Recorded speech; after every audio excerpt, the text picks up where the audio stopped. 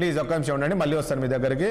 మోకా ఆనంద్ సాగర్ గారు వచ్చారు. ఆనంద్ సాగర్ గారు ఏం చెప్తారు ఈ పెద్దిరెడ్డి పైన వస్తున్న ఆరోపణల పైన? ఇది వాస్తవం లేదు అనేది నిన్న పెద్దిరెడ్డి కూడా ప్రెస్ మీట్ పెట్టారు. ఇదంతా కేవలం నా పైన ఒక బురద జల్లే ప్రయత్నం చేస్తున్నారు, వీళ్ళు ఇచ్చిన హామీలు అమలు చేయకుండా అవి చేయాల్సింది పోయి ఏదో ఒక డైవర్ట్ చేస్తున్నారు అని. ఏంటండి గుడ్ మార్నింగ్, నేను సబ్జెక్ట్ నాకు తెలియదు, అది ఏంటి డిబేట్ దేనికండి? ఆనంద్ సాగర్ గారు పెద్దిరెడ్డి పైన ఆరోపణలు వచ్చాయి కదా, అటవీ శాఖ భూములు ఆక్రమించారు అనే దానిపైన.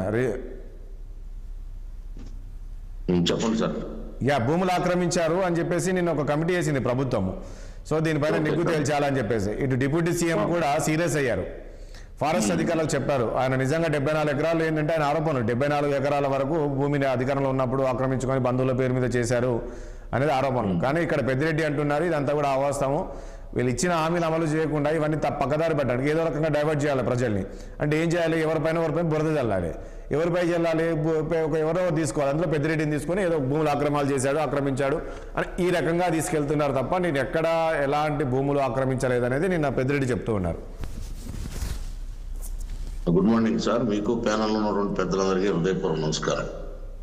ఇప్పుడు పెద్దిరెడ్డి గారు భాగవతం అయినా లేకపోతే వైసీపీలో జగన్మోహన్ రెడ్డికి అత్యంత సన్నిహితులైనటువంటి రెడ్లు చెవిరెడ్డి, సుబ్బారెడ్డి, సాయిరెడ్డి, సజ్జల రెడ్డి, కరుణాకర్ రెడ్డి, ఇలా అవినాష్ రెడ్డి, పెద్దిరెడ్డి కొడుకు మిథున్ రెడ్డి, ఈ సోకాల్డ్ రెడ్లందరూ కూడా అవినీతి పరులే. నిన్ననే లెక్కలు తేల్చి చెప్పాం మేము. జగన్మోహన్ రెడ్డి అతని కుటుంబం 5 ఏళ్లలో 8 లక్షల కోట్ల రూపాయల ప్రజాధనాన్ని లూటీ చేశారు.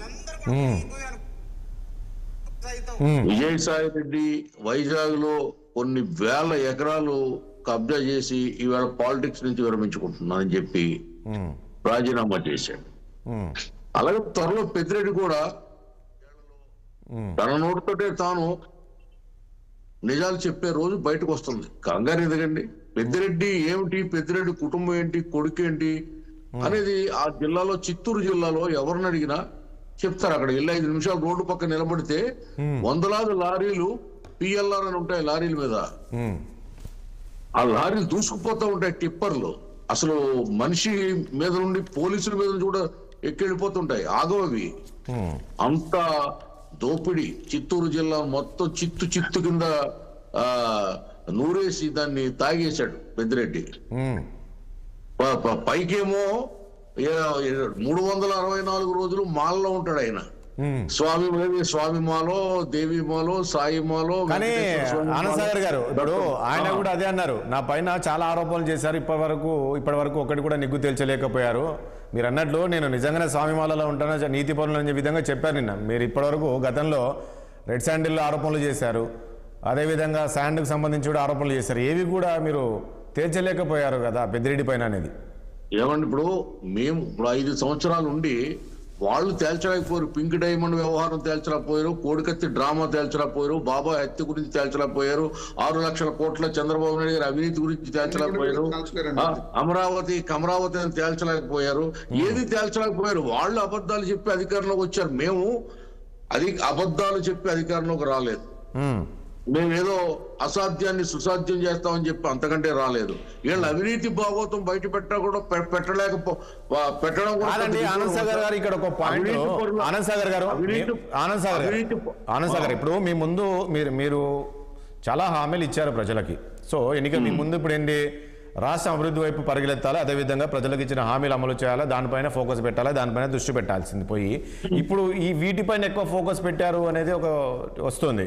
అంటే గత ప్రభుత్వంలో ఒకటి ఇప్పుడు ప్రధానంగా మీరు దయచేసి వినండి, ప్రధానంగా ఆదాయం అభివృద్ధి మా నినాదం. అలాగే అవినీతి అంతు చూడడం అనేది కూడా మా ఎజెండా. అందుకే పర్టికులర్ గా కేవలం వైసీపీ అవినీతి తాట తీయడం కోసం పుట్టిందే red book. It is only for exclusively YCP leaders. Red book లో పెద్దిరెడ్డి ఉన్నారా? 100%. రెడ్ బుక్ లో పెద్దిరెడ్డి లేకుండా ఎలా ఉంటదండి? మిథున్ రెడ్డి లేకుండా ఎలా ఉంటది? కంగారు పడితే ఎలాగండి? కంగారు పడితే ఎలాగా? ఇల్లు అలగ్గానే పండగ కాదు కదా. 7 నెలలు అయింది. 7 నెలల్లో 6.5 లక్షల కోట్ల పెట్టుబడులు రాష్ట్రానికి రాబోతున్నాయి. అలాగే పోలవరం పనులు మొదలైనవి, అమరావతి పనులు మొదలైనవి, విశాఖ ఉక్కును కాపాడుకున్నాం, రైల్వే జోన్ తెచ్చుకున్నాం. కేంద్రం నుండి కేవలం 2,08,000 కోట్ల రూపాయలు నిధులకి ప్రధానమంత్రి గారు స్వయంగా వచ్చి అంకురార్పణ చేసి వెళ్లారు. అమిత్ షా గారు వచ్చి రాష్ట్రాన్ని శరవేగంగా అభివృద్ధి చేయబోతున్నాం అని చెప్పి వెళ్లారు. అనేకమైనటువంటి ఆశాకిరణాలు, ఆశాభావాలు వ్యక్తం అవుతున్నాయి. రాష్ట్రం బాగుపడుతుంది. 2047 విజన్, చంద్రబాబు నాయుడు గారి విజన్ ఏదైతే ఉందో, ఆర్టిఫిషియల్ ఇంటెలిజెన్స్ కూడా ఆర్టిఫిషియల్